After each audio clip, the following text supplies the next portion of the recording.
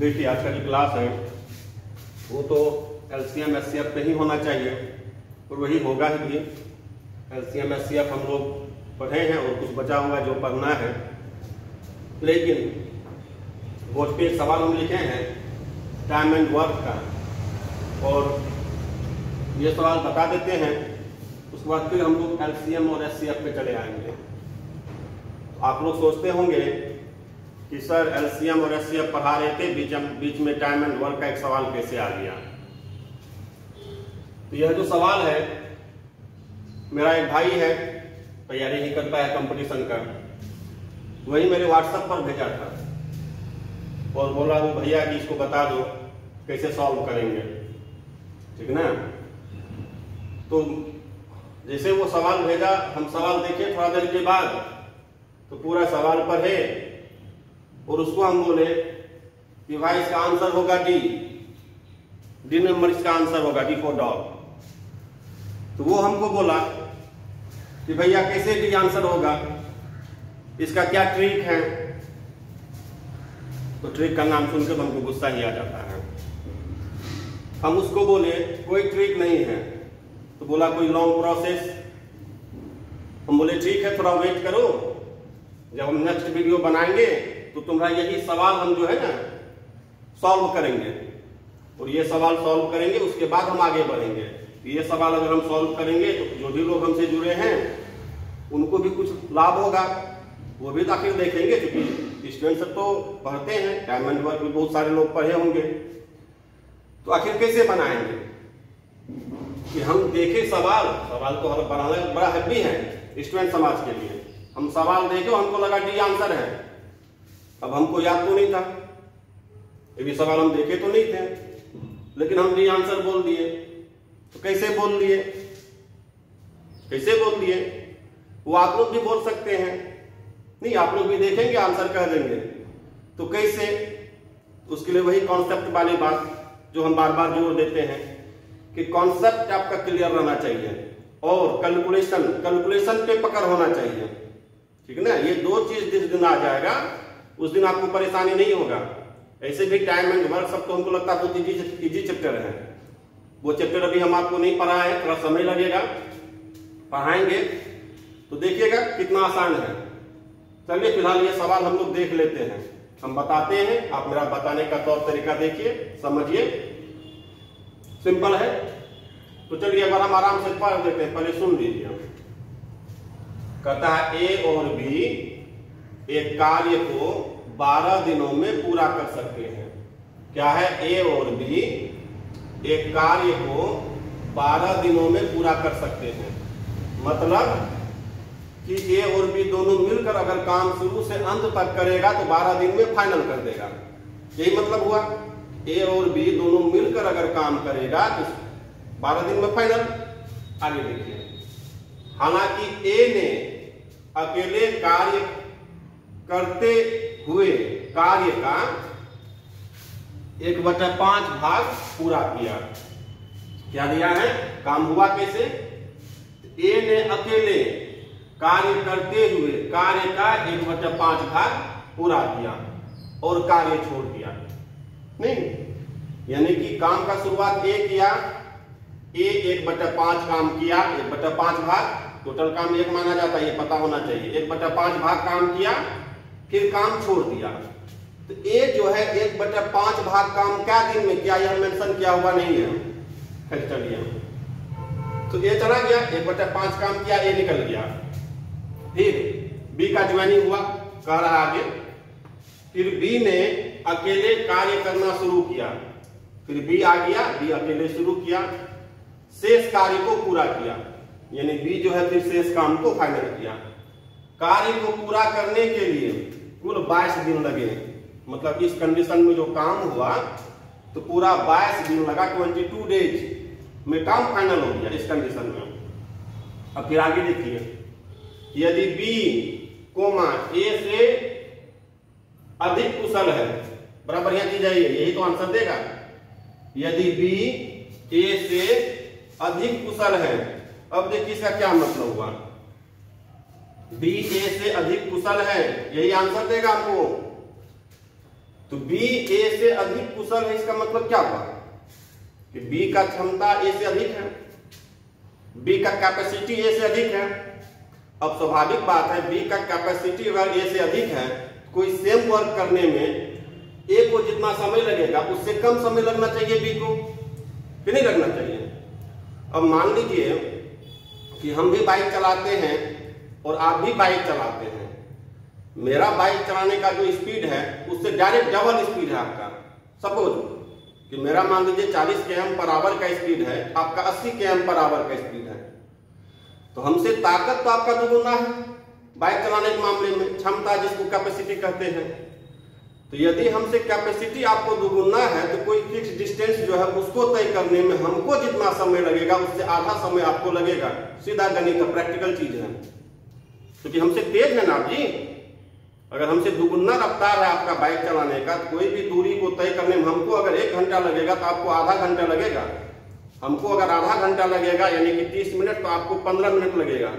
ये होता है ना, ये चीज जान रहे होंगे ना।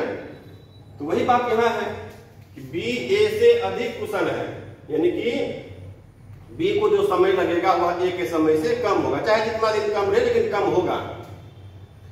तो बी अकेले इस कार्य को पूरा करने के लिए कितने दिन लगने थे, मतलब बी अकेले इस काम को क्या दिन में करेगा, यही हमारा क्वेश्चन है। और 4 ऑप्शन है हमारे पास, गौर से सुनिएगा, हम समय देके अच्छा से बताने का प्रयास कर रहे हैं। 4 गो ऑप्शन है हमारे पास। ऑप्शन में क्या है, 16.5, 16.5, सेकेंड ऑप्शन है 16.5 या 20, मतलब या तो 16.5 या तो 20। थर्ड ऑप्शन है 30 या 44, 44, लास्ट में है 20। तो यही 4 ऑप्शन है। 4 ऑप्शन में एक हमारा आंसर होगा, नहीं तो हम डायरेक्ट पकड़ेंगे आंसर कौन होगा हमारा, सीधा कौन आंसर होगा यही पकड़ेगा। एक बार फिर हम सवाल में जो मूल चीज दिया है उसको हम एक बार बोल देते हैं कि ए बी पूरा काम 12 दिन में कर लेगा, मतलब ए बी मिलकर एक साथ काम करेगा 12 दिन में फाइनल। लेकिन काम होता कैसे है, पहले ए शुरू किया, 1/5 भाग काम किया, ए निकल गया, टोटल काम 1 माना जाता है। 1/5 भाग काम अगर ए किया तो बी कितना किया, टोटल काम 1 माना जाता है। 1/5 भाग अगर ए किया तो बी कितना किया, स्वाभाविक है 4/5। तो 4/5 भाग काम बी किया, उसके बाद काम समाप्त हुआ और इस क्रम में कुल मिलाकर 22 दिन लगा, 22 डेज लगा। यही सवाल है। अब फिर एक लाइन है कि बी का कैपेसिटी ए से अधिक है तो बी इस काम को क्या दिन में करेगा। हम लोग क्या करेंगे, ऑप्शन पे गौर करेंगे और हम लोग सीधा ऑप्शन से बनाएंगे।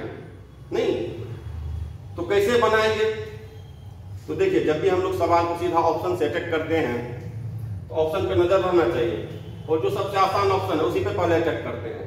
हमको लगता है 16.5, 16.5, 20, 30, 44, सबसे सिंपल 20 है।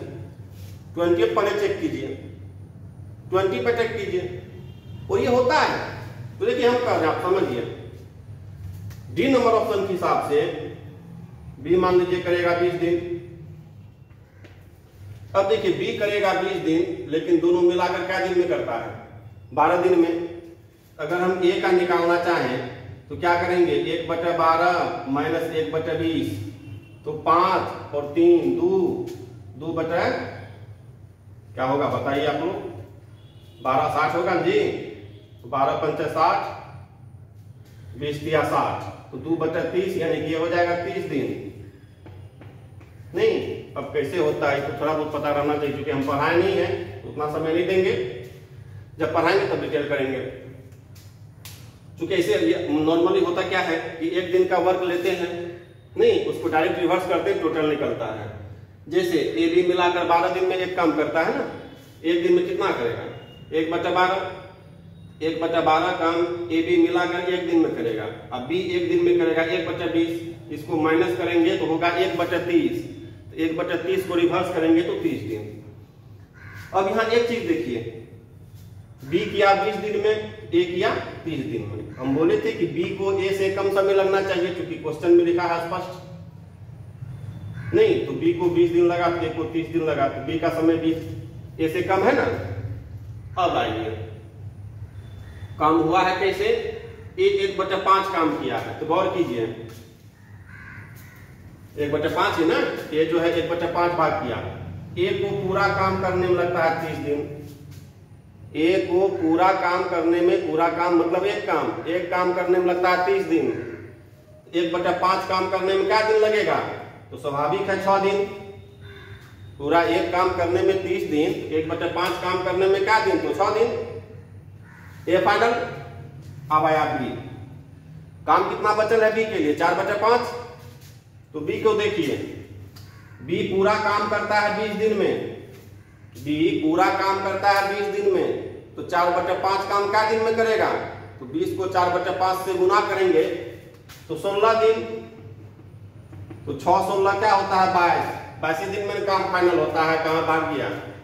22 दिन में काम फाइनल होता है। तो ये जो ऑप्शन है क्वेश्चन के सारे पहलू को मान रहा है ना, क्वेश्चन का जो भी स्टेटमेंट है उसको फॉलो कर रहा है ना, इसलिए बी नंबर हमारा आंसर है।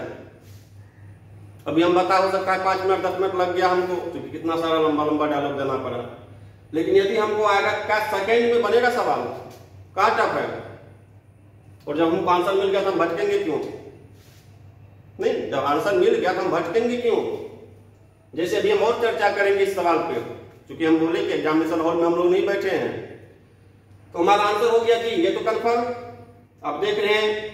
अब चलिए थोड़ा सा और तर्क वितर्क हो जाए। आप कहिएगा डी नंबर हमारा आंसर हो गया। अगर और कुछ लेना चाहे आप चेक कर सकते, इसी तरह से उसको सेटिस्फाइड नहीं करेगा, यहीं पे कैंसिल हो जाएगा। बी का कैपेसिटी ए से अधिक है, वही कैंसिल हो जाएगा। आप इसको और सबको देख सकते हैं, या प्रॉब्लम वगैरह अगर कुछ और होगा तो फिर आप हमको बोलिएगा, तो फिर हम दोबारा देखेंगे। ऐसे टाइम एंड वर्क जब पढ़ाएंगे तभी सब टाइप का सवाल पे हम डिटेल चर्चा करेंगे, सब ढंग का सवाल आपको हम बताएंगे। फिलहाल एलसीएम और एचसीएफ पढ़ा रहे हैं, तो उस पर माइंड को कंसंट्रेट कीजिए। और हम पहले भी बोले हैं कि सवाल जब हम बताते हैं, आप सवाल को गौर से देखिए, सुनिए और बनाने का प्रयास कीजिए। सारा ट्रिक्स भूल जाइएगा, कोई ट्रिक नहीं होता है, ठीक ना? कोई भी ट्रिक नहीं होता है मैथमेटिक्स में। ट्रिक्स क्या है? क्या है ट्रिक? जस्ट लाइक जादू है, देखने में अच्छा लगता है नहीं।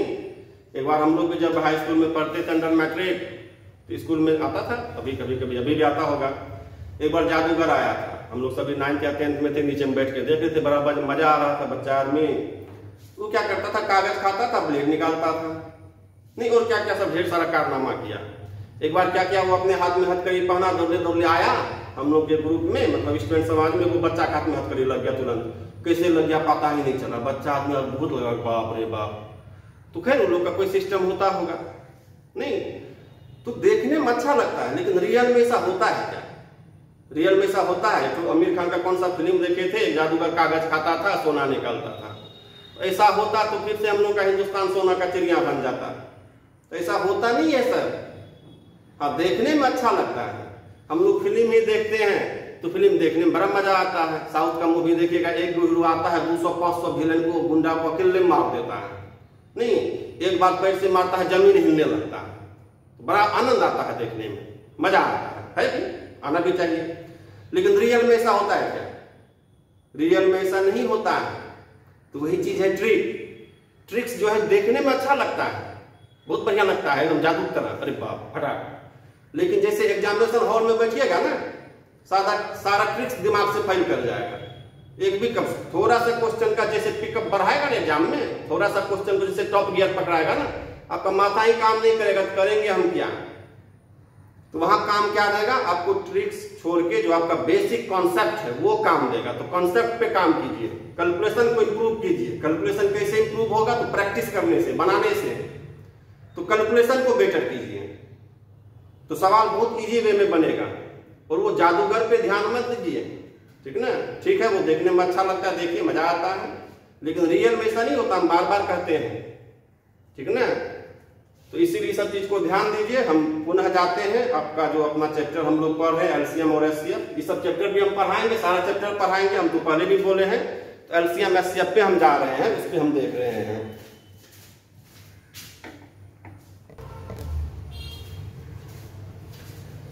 चलिए हम लोग आते हैं पुनः एलसीएम एंड एचसीएफ से, जो हम लोग पढ़ रहे हैं। तो फिलहाल दो सवाल है बोर्ड पे, दोनों को गौर कीजिए, फिर आगे बढ़ेंगे। लेकिन बनाने से पहले एक बात बोलना चाहते हैं कि जितना बात हम पहले बताते हैं चैप्टर में पढ़ाने के क्रम में, उसको जरूर ध्यान में रखा कीजिए।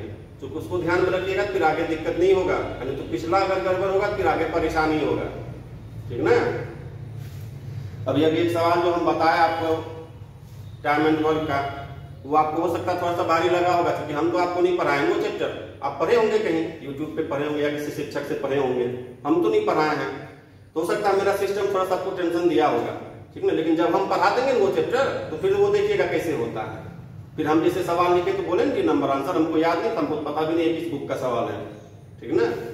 तो आप भी कह सकते हैं, बस थोड़ा सा माइंड को कंसंट्रेट कीजिए। आइए क्वेश्चन पे, कहता है 29 से बड़ी 29, 29 से बड़ी दो संख्याओं का 929 तथा 941,47 है, 4147 है। इन संख्याओं का योग क्या होगा? 4 ऑप्शन है, इन संख्याओं का योग क्या होगा? एक बार फिर से क्वेश्चन है, 29 से बड़ी दो संख्याओं का 929 तथा 941,47 है। इन संख्याओं का योग क्या होगा? ऑप्शन है 966 966, 696 696, 669 669 एंड 666 666। ये 4 ऑप्शन में कोई एक हमारा आंसर है। अब देखिए पहला क्लास एलसीएम और एचसीएफ, उसमें हम आप लोगों को ले जाना चाहते हैं। उस दिन हम बहुत एग्जाम्पल वगैरह दे के डिटेल में थोड़ा बताए थे, बहुत ज्यादा बोले भी थे, प्रॉपर्टीज वगैरह से दिखाए भी थे। तो हम बोले क्या थे उसमें, अगर ऊपर लाइन में गौर कीजिएगा कि संख्या जो होता है वह तो 900 से कटता ही है, साथ ही साथ संख्या का योग भी 900 से कटता है। ये बात हम दिखाए भी थे कि संख्या में 900 से पूरा पूरी भाग लग जाता है, साथ ही साथ संख्या के योग में भी 900 से पूरा पूरी भाग लग जाता है, स्पष्ट लिखाए थे। यहां देखिए संख्या का 900 है 29 और हमको योग निकालना है। संख्या का 900 है 29 और हमको योग निकालना है। तो जो भी योग होगा उसमें 29 से पूरा पूरी भाग लगना चाहिए। 29 से पूरा पूरी भाग लगेगा तभी ना वो संख्या का सम कहलाएगा, योग कहलाएगा। पूरा पूरी भाग नहीं लगेगा तो फिर कहां पे योग कहलाएगा?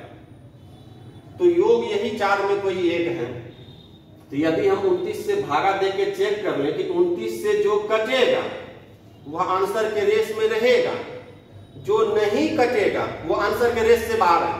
सीधा प्रॉपर्टी उसका फंक्शन, क्योंकि 29 900 है और 900 से संख्या का योग घटता है, ये बात हम लोग एकदम स्पष्ट जान रहे हैं। तो हम ही भागा दे रहे, आप केवल सुनिए देखिए। 29 है, इसमें भागा दीजिए, 966 है, 29 तिया 87, 9 बचेगा, 9 पर 6 96, 29 तिया 87। ये 29 से नहीं कटेगा, नहीं कटेगा, इसीलिए ये हमारा आंसर नहीं होगा।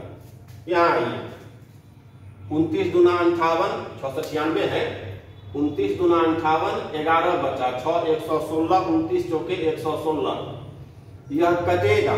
यह हमारा आंसर हो सकता है, कंफर्म नहीं करेंगे क्योंकि और कोई कट गया तब हो सकता है मन में, और कोई कट गया तब क्या करेंगे। लेकिन ये आंसर के रेस में है, बट ये बाहर है।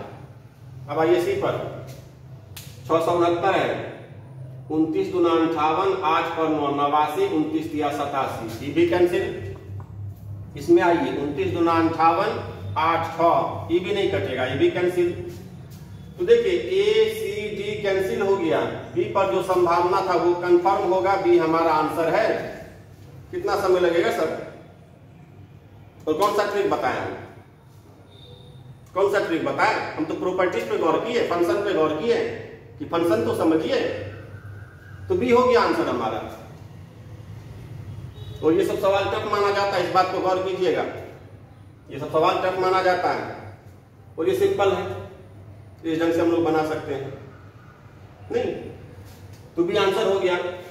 अब आपके मन में एक क्वेश्चन होगा कि ठीक है सर, यहां पर तो आप ट्राई किए, 900 से भागा दिए, एक ऑप्शन कट रहा था तो वो आंसर हो गया, क्योंकि निर्विरोध हो गया, रेस्ट तो नहीं कटा।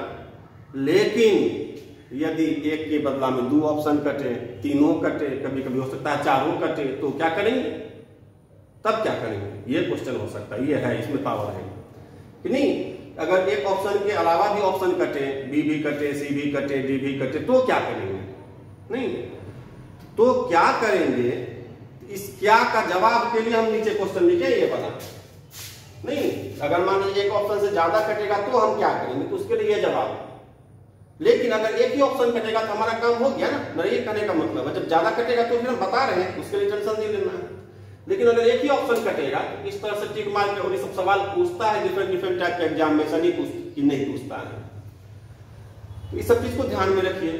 ये क्वेश्चन तो फाइनल कि नहीं। तब आगे किस पे आएंगे, चलिए इसको देखते हैं। 3 अंकों वाली 2 संख्याओं का 917 तथा लॉस 714 है। इन संख्याओं का योग क्या होगा। 4 ऑप्शन है, यहां पर 917 है, तो योग निकालना है। तो उसी तरह से आप कर सकते हैं, 17 से भागा देके चेक करेंगे, कर सकते हैं। यहां 17 से भागा दीजिएगा तो हमको लगता है कि जैसे 17 से 289 तो कटवे करता है, 289 तो सिंपल है, कटता है। 17 से ये भी कटेगा, 17 दूना 34, 5 51, 17 दिया 51, 17 से ये भी कटेगा, ठीक ना, 17 17 5 51। तो यानी कि एक ऑप्शन से ज्यादा ऑप्शन कट रहा है। यहाँ केवल एक ही ऑप्शन, एक ऑप्शन कटता तब मैं टिक मार देते हैं। अब यहाँ क्या करें, यहाँ क्या करें, चारों को टिक मार दें। कोई भी क्वेश्चन में शक नहीं होता है कि 4 ऑप्शन है तो चारों में टिक कर दिया। टिक किसी एक ऑप्शन में ही आपको करना है। तो क्या करेंगे, तो यहाँ भी देखिए। चलिए आइए थोड़ा सा हम लोग आते हैं प्रॉपर्टी पे। हम जो आपको एग्जाम्पल वगैरह बताए थे, जैसे 12 और 16 का 900 4 होता है, तो 4 के टेबल में ही संख्या सब आता है ना। जैसे इसको देखिए, 4 गुना 3 12 हुआ। इसको देखिए 4 गुना 4, यानी कि 900 को किसी नेचुरल नंबर से गुना करेंगे, पहला संख्या मिलेगा। ये 900 है ना, 900 को किसी और नेचुरल नंबर से गुना करेंगे, दूसरा संख्या भी मिलेगा। यानी कि 900 के टेबल में ही संख्या सब आता है। इस बात पे चर्चा हुआ था, ठीक ना। तो 900 को पहला किसी नेचुरल नंबर मतलब गिनती की संख्या। जैसे 900 को 3 से गुना के 12 मिला, 900 को 4 से गुना के 16 मिला। तो उसी ढंग से क्वेश्चन पर आइए। 900 है 17, तो जो भी हमारा संख्या होगा उस 17 के टेबल में ही आएगा। यानी कि 17 को किसी नेचुरल नंबर से गुना करेंगे तो पहला संख्या मिलेगा, 17 को किसी और नेचुरल नंबर से गुना करेंगे दूसरा संख्या मिलेगा। तो अब किस नेचुरल नंबर से गुना करेंगे इस बात की जानकारी हमको नहीं है, ठीक है, बिल्कुल नहीं है। तो क्या करेंगे देखिए, संख्या मान लीजिए 17A and 17B, where A and B are natural numbers. जहां A और B क्या नेचुरल नंबर है, A और B का मान 1 2 3 4 5 6 कुछ भी हो सकता है, आई डोंट नो, मुझे नहीं पता। हम लोग उसका मान निकालेंगे। अगर 900 होता 25 तो संख्या कहते 25A 25B। इस सवाल को देखिए, और से इस टाइप का बहुत सवाल आता है। अगर 900 रहता 30 तो संख्या कहते 30A एंड 30B। फिलहाल 917 है, इसलिए संख्या हमारा हुआ 17A एंड 17B, ठीक। अब देखिए इस चैप्टर का इकलौता फॉर्मूला क्या है जी, पहली संख्या गुना दूसरी संख्या बराबर 900 गुना 900, बस लगा दीजिए। तो पहली संख्या गुना दूसरी संख्या बराबर 900 गुना 900, 714 है ना। इसको ठीक कीजिए, 17 17 चौके 68, 3 17 गुना 34, यानी कि ए बी का वैल्यू क्या हो गया 42 42। ए इंटू बी का वैल्यू हुआ 42, यानी ए और बी का गुणनफल ए इंटू बी इक्वल टू 42। अब हम क्या करेंगे, ए और बी का पेयर तैयार करेंगे, ठीक ना। ए और बी का क्या करेंगे हम लोग, पेयर तैयार करेंगे। तो कैसे करेंगे, यहां से देखिए, ए और बी का हम लोग क्या करेंगे, पेयर तैयार करेंगे। कैसे, 42 का 2 टुकड़ा लेंगे जिसका गुणनफल 2 पार्ट करेंगे, गुणनफल 42 ही हो। जैसे क्या कर सकते हैं, 1 और 42, और क्या कर सकते हैं 2 और 21, 42 का ही 2 पार्ट करना है गुना के रूप में। 3 14 भी कर सकते हैं, ठीक। फिर क्या कर सकते हैं आप, 6 7 भी कर सकते हैं। अब रिपीट होगा, यही 4 पेयर बनेगा। नहीं, कहने का मतलब है ए का मान अगर 1 है तो बी का मान 42 है, ए का मान 2 है तो बी 21 है, ए अगर 3 है तो बी 14 है, ए अगर 6 है तो बी 7 है। ए और बी का ये पेयर हुआ, लेकिन हमको संख्या जानना है, तो संख्या हमारा क्या है, 17 ए और 17 बी। आइए यहाँ से, ए अगर 1 है तो संख्या क्या होगा 17, और फिर बी का मान 42 है, तो 17 गुना 42 क्या होता है 714। तो संख्या ये हो सकता है 17 और 714। या यहाँ आइए, 17 गुना 34, 17 का 17, 17 गुना 34 1 35, यह भी संख्या हो सकता है। या यहाँ आइए, 17 तिया 51, 17 चौके 68, 17 छः 23, यह भी संख्या हो सकता है। या यहाँ आइए, 17 छाके 102, 17 से 7 119, यह भी संख्या हो सकता है। यानी संख्या का 4 पेयर मिला हमको, फर्स्ट में 17 और 714, सेकेंड में 34 और 357, थर्ड में 51 और 238, और लास्ट में 102 और 119। ये 4 पेयर हुआ। तब आंसर क्या होगा, चारों आंसर हो जाएगा। ऐसा नहीं होना चाहिए आंसर 4 में कोई एक ही है तो कौन होगा कौन नहीं होगा, ये हम लोग अपने मन से डिसीजन नहीं ले सकते। ये बात भी क्वेश्चन ही कह रहा है। तो क्या कह रहा है, पहला लाइन गौर कीजिए, 3 अंकों वाली 2 संख्या। तो 3 अंकों वाली 2 संख्या समझते हैं, रेंज समझते हैं। रेंज, रेंज मतलब कहां से कहां तक। मैथमेटिक्स का अपना भाषा होता है, उसको आप इंग्लिश से कंपेयर नहीं कीजिएगा। इंग्लिश अपना भाषा है, मैथमेटिक्स का अपना लैंग्वेज चलता है, सब सब्जेक्ट का अपना अपना लैंग्वेज होता है। तो रेंज का मतलब हुआ कि 3 अंकों वाली 2 संख्या का रेंज कहा, 3 अंकों वाली संख्या का रेंज 100 से लेकर 999 तक। तो यहाँ 2 संख्या है, यानी दोनों संख्या जो है वह 100 से 999 के बीच में होना चाहिए, यही से स्पष्ट है। यहाँ देखिए 17 है, यहाँ 34 है, यहाँ 51 है, ये तीनों ऑप्शन खत्म हो जाएगा और ये वैलिड होगा, क्योंकि 102 और 119 दोनों 3 अंक का है। तो यही हमारा संख्या होगा, 102 और 119 ये हमारा संख्या होगा। तो क्वेश्चन कहता है संख्या का योग, योग कर लीजिए। ये होता है आपका 221, 221 इधर है सी में, इसके लिए सी हमारा आंसर होगा। तो इसको हम इस ढंग से बना सकते हैं। बहुत बड़ा नहीं है, कहिएगा बड़ा बड़ा नहीं है, क्योंकि हम बता रहे हैं, हम कभी भी मान लीजिए घंटा कितना सवाल बताएंगे, 8 गो 10 गो 12 गो इनफ। इसका मतलब ये थोड़े होता है एग्जामिनेशन हॉल में 1 घंटा में 12 सवाल हम लोग बनाते हैं। क्योंकि कोई भी हम पढ़ाए या कोई भी टीचर पढ़ाए, बहुत सारा एग्जाम्पल वगैरह देना पड़ता है, बहुत बोलना पड़ता है। नहीं तो हमको ये सवाल छोड़िएगा सेकंडों में बनेगा, ज्यादा टेंशन कहाँ है। नहीं, यहाँ तो टिक मार देती इसी नंबर डायरेक्ट नहीं। लेकिन आप लोग भी मानिए, ऐसे नहीं कीजिएगा, आप लोग भी टिक मार सकते हैं, क्योंकि आप मेरे पास अगर पढ़ रहे हैं, हमसे पढ़ रहे हैं, तो क्यों पढ़ रहे हैं? क्योंकि प्रयास ये है कि हम जिस अंदाज में मैथ बनाते हैं आप भी उसी अंदाज में बनाइए, प्रयास यही रहता है। और बहुत सारे लोग बनाते भी हैं, मुझे बहुत सारे ऐसे स्टूडेंट जो बनाते हैं, अच्छे अच्छे जगह पर अच्छे पोजीशन पे हैं। तो इस ढंग से इसको आप गौर कीजिए, ठीक है ना। फिर और कुछ सवाल बचा हुआ है, ठीक है, आज के लिए इतना ही रहने दीजिए, क्योंकि पढ़ाने का हैबिट तो अब है नहीं फिलहाल लॉकडाउन में, ये आप लोग कुछ थोड़ा बहुत बताते हैं। तो ज़्यादा लंबा क्लास अभी करने में थोड़ा सा परेशानी होता है, धीरे धीरे बढ़ेगा, ठीक है। फिलहाल यहीं तक रखिए, फिर हम लोग आगे देखेंगे। अगला क्लास में एक क्लास और होगा LCM SCF का, उस पर चर्चा करेंगे, ठीक है ना। और पढ़िए, फिर हम लोग मिलते हैं। धन्यवाद।